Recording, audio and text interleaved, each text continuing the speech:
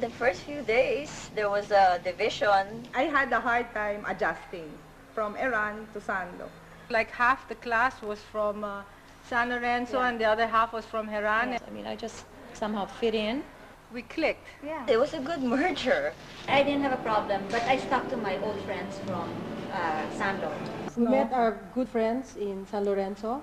I never really felt that there was any difference. I think I was one of the lucky ones who knew everyone in the entire batch. But there was really a group that kind of like was even outstanding. I think in every section there was. My barkada was not from the section I was in. I had group mates from other class. We were the groovy chicks. Being Assumption meant writing the Assumption way. And Ruby was my tutor.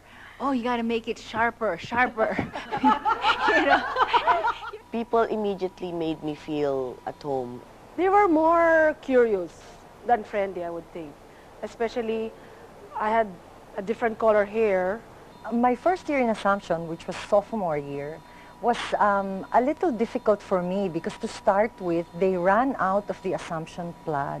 My mom had to buy a substitute material which looked a little bit like the plaid. So it really made feel like, you know, a new girl come in. The other girls, nobody seemed to notice. So that was one of the most wonderful acceptances that I ever had.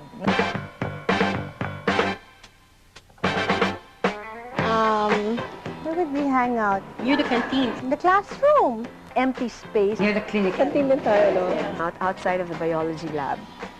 You had a spot, but it would change every year. Yeah. Anywhere The library. where there was food, siomai, and gulo.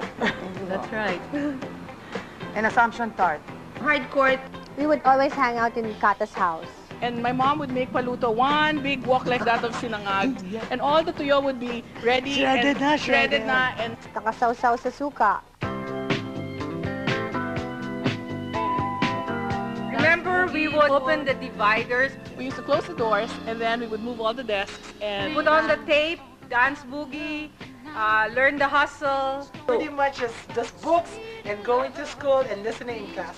Go to the store and I'd get my ham cheese sandwich. I would stare at all these bottles of fitas, and we used to have lunch there.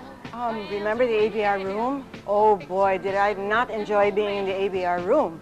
Because that piano was constantly always out of tune, and then I had to keep on, you know, talking to all of you and telling you to keep quiet so I could teach one voice first, you know, while the rest of you were waiting.